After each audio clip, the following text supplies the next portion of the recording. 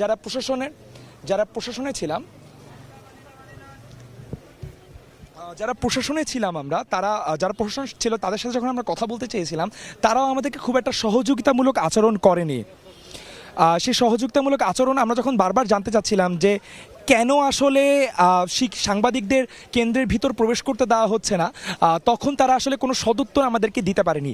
এর আগেও সকালবেলা থেকে কিন্তু এই কেন্দ্র ঘুরে একটি অভিযোগের তীর কিন্তু এই কেন্দ্র ঘুরেই ছিল পুরো ডাকসু নির্বাচনকে ঘিরে।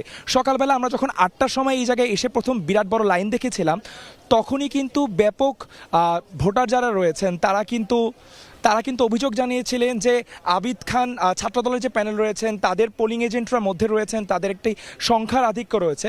কিন্তু পরবর্তী সময়ে আমরা যখন প্রবেশ করতে চাই কেন্দ্রে, তখন আমাদেরকে বলা হয় যে না, আপনারা পরে প্রবেশ করবেন, নিরাপত্তার বিভিন্ন কারণ দেখে আমাদেরকে প্রথমে প্রবেশ করতে দেওয়া হয়নি। পরবর্তীতে আমরা 1-2 ঘন্টা পর হলে প্রবেশ করে দেখেছিলাম যে হ্যাঁ, ভোট গ্রহণ হচ্ছে, কিন্তু তারপর যখন নিয়মিত এক ধরনের পরিদর্শনের ব্যাপারটি চলে আসে, তখন কিন্তু খুব একটি সাহায্য আমরা হল কেন্দ্রে যারা দায়িত্বে ছিলেন, রিটার্নিং অফিসার ছিলেন, তাদের কাছ থেকে পাইনি।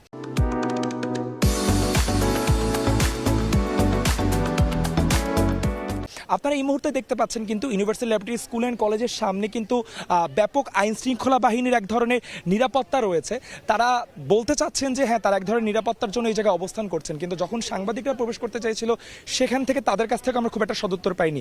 এছাড়াও টিএসসির কেন্দ্র থেকেও আমরা খবর পেয়েছি ওই জায়গাও সাংবাদিকদের প্রবেশ করতে দেওয়া হয়নি। পরে যখন একটি উত্তেজনাকর পরিস্থিতি বিরাজ করছিল, তখন এখান থেকে এসে 3 জন সাংবাদিককে বিশেষ করে মধ্যে প্রবেশ করানো হয়েছে। সেখান থেকে তাদেরকে আসলে পরিদর্শনের জন্য বলা হয়েছে।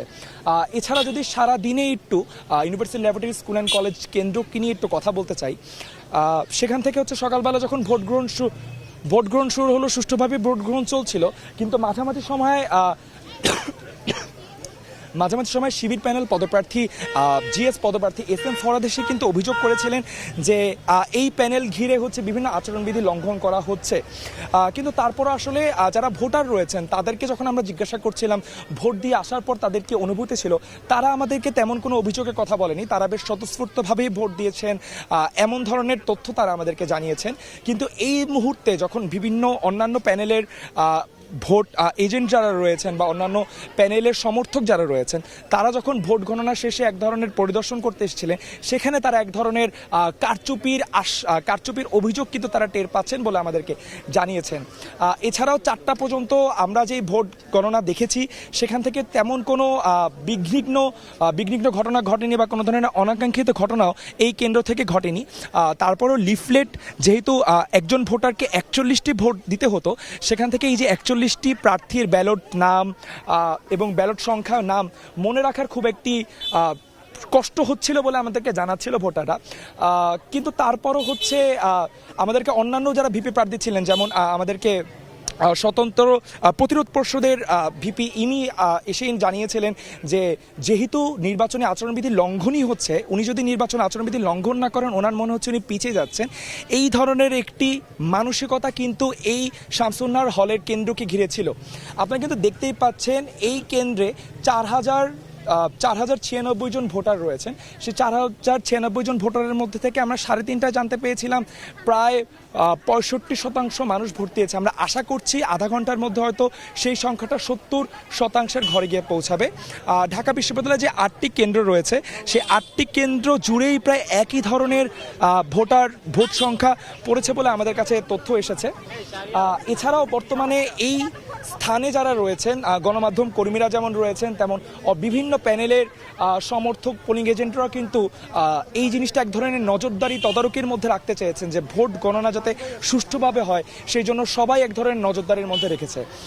এছাড়াও দর্শক, যদি ক্যাম্পাসের আশেপাশের পরিস্থিতির কথা বলতে চাই, আমাদের কাছে অন্যান্য বিভিন্ন অভিযোগও এসেছে যে ক্যাম্পাস জুড়ে বিভিন্ন বহিরাগতরা অবস্থান করছেন। আমাদেরকে বিভিন্ন মানুষ সতর্কও করেছেন যে আসলে যারা ক্যাম্পাসে ঘোরাঘুরি করছে অনেকেই ক্যাম্পাসের শিক্ষার্থী না, তারা নীলক্ষেত, শাহবাগ এরকম বিভিন্ন জায়গা জুড়ে অবস্থান করছেন বলে আমাদের কাছে অভিযোগ এসেছে।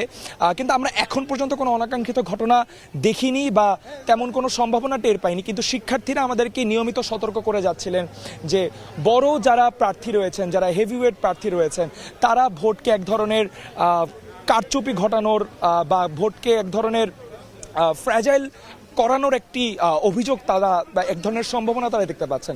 দর্শক, আপনারা কিন্তু এখন দেখতে পাবেন যে এলইডি স্ক্রিনটি রয়েছে, সেই স্ক্রিনের সামনে একটি ত্রিপল দেওয়া ছিল। ঠিক দুপুর দিকেই বৃষ্টি পড়ছিল যখন, তখন এই স্ক্রিনটি ত্রিপল দিয়ে ঢেকে দেওয়া হয়। সেই স্ক্রিনেই কিন্তু নিয়মিত কার ব্যালটে কত ভোট পড়েছে সেই জিনিসটি কিন্তু দেখানো হবে, এবং সেই স্ক্রিনটি এখন অন করা হচ্ছে। যারা গণমাধ্যম কর্মী রয়েছেন, সাথে যারা অন্যান্য সমর্থকরা রয়েছেন, তাদেরা যেন ভোট গণনা সুষ্ঠুভাবে দেখতে পারে সেই জায়গা থেকে প্রশাসন এই ব্যবস্থাটি করেছিলেন।